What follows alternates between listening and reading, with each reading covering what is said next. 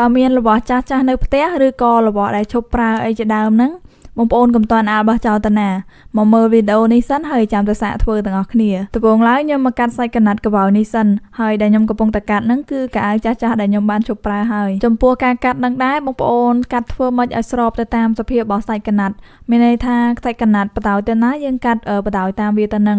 បន្ទាប់មកយើងកាត់ជាប្រទះតូចៗដូចខ្ញុំអញ្ចឹងមកហើយយើងចាប់ផ្ដើមហូតតសៃសាច់កណាត់ហ្នឹងម្ដងមកតសៃម្ដងមកតសៃឲ្យតែយើងកាត់ស្របតាមវាហើយយើងស្រួលហូតទេហើយហូតនឹងដែរហូតឲ្យចេញតែព្រុយសសបន្តិចៗទេយើងអត់ហូតទាំងអស់ទេយើងធ្វើអញ្ចឹងឲ្យបានរាងច្រើនតិចមកហើយខ្ញុំធ្វើនេះកបោយមាន3ពណ៌2ពណ៌នេះវាពណ៌ទឹកប៊ិចមែនប៉ុន្តែវាពណ៌អត់ដូចគ្នាទេបងប្អូនអាចមើលបានហើយអាមួយពណ៌នេះសាច់កណាត់កបោយដែរប៉ុន្តែគ្រាន់តែវារាងសបន្ទាប់មកខ្ញុំមានប្រអប់ដកកញ្ចាស់មួយបងប្អូនអាចមើលបានចាស់មែនតើប៉ុន្តែវីដេអូហ្នឹងគឺកាត់ចេញពីប្រអប់នឹងឯងដោយសារតែដំបូងឡើយបងប្រុសខ្ញុំគាត់សុំខ្ញុំឲ្យធ្វើប្រអប់អីមួយឲ្យគាត់មកដោយសារតកន្លែងធ្វើការគាត់ហ្នឹងវាចៀតគាត់មានអីវ៉ាន់ញ៉ៃច្រើនអញ្ចឹងណាអញ្ចឹងទៅខ្ញុំក៏មានប្រអប់នឹងមួយប៉ុន្តែបើថាឲ្យគាត់ទាំងអញ្ចឹងវាអាក្រក់មើលពេកអញ្ចឹងហើយខ្ញុំក៏យកវាមកកែកុនបន្ថែមសម្រស់ឲ្យវាទៅបន្ទាប់មកចូលដល់បិទខ្ញុំចាប់ផ្ដើមបិទអាខ្លីៗ2000នឹងមុនខ្ញុំបិទវាឆ្លាស់គ្នាទៅមកអញ្ចឹងឲ្យជុំវិញប្រអប់ហើយបានខ្ញុំចាប់ផ្ដើមបិទអាវែងពណ៌សនេះម្ដងខ្ញុំធ្វើនេះខ្ញុំចង់ឆ្លាស់វាឲ្យចេញជាម៉ូដរាងកាឡាការ៉ូអញ្ចឹងដល់ពេលយើងមានតែ2ពណ៌ក៏យើងអាចធ្វើឲ្យចេញម៉ូដនឹងបានដែរខ្ញុំធ្វើនេះមាន3ពណ៌មែនប៉ុន្តែដោយសារតែអា2ពណ៌ហ្នឹងវាពណ៌ទឹកប៊ិចស្តៀងគ្នា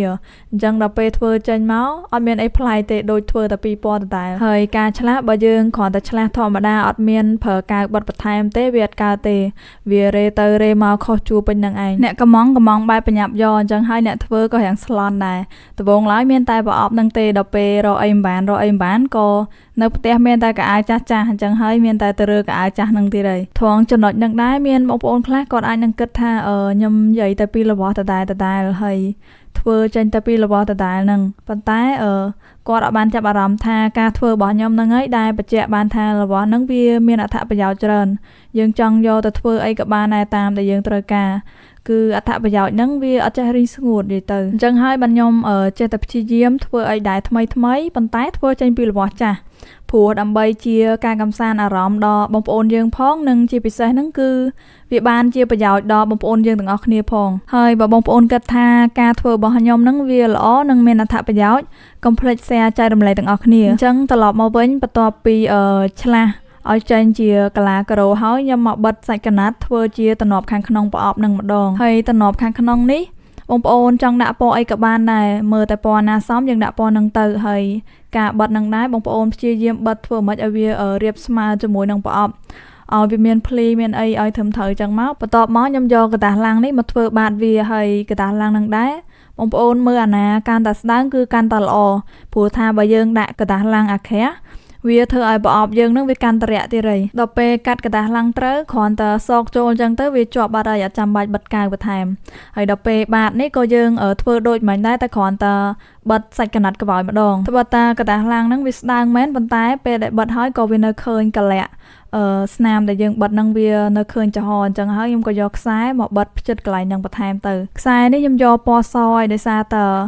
វារាងប្រឡំជាមួយសាច់កបោយយើងវាពណ៌រាងសដែរអញ្ចឹងបន្ទាប់ពីធ្វើត្រង់ត្រេប្រអប់ហើយខ្ញុំនៅដេកបន្ថែមអីតិចតួចទៀតហើយម៉ូដប៉ដែលខ្ញុំយកមកបិទនេះក៏ខ្ញុំកាត់ចេញពីកៅអៅចាស់ដែលខ្ញុំទៅរើមកជាមួយគ្នានឹងដែរអញ្ចឹងបងប្អូនគ្រាន់តែស្ដាប់ទៅក៏ដឹងដែរថាឲ្យតែប្រទេសអីហ្នឹងគឺប្រមូលនឹងឯង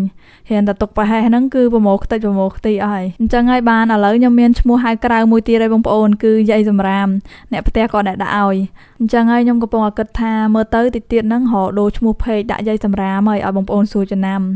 ខ្ញុំថាលេងទេបងប្អូនហើយអត់តែនិយាយលិចទិញកើនតិចហ្នឹងហើយបាត់ហើយមុននឹងឲ្យទៅម្ចាស់គេខ្ញុំក៏បានសាកយកសាប៊ូឬក៏ស្បៃដោះខ្លួនហ្នឹងមកដាក់ដោយសារតែ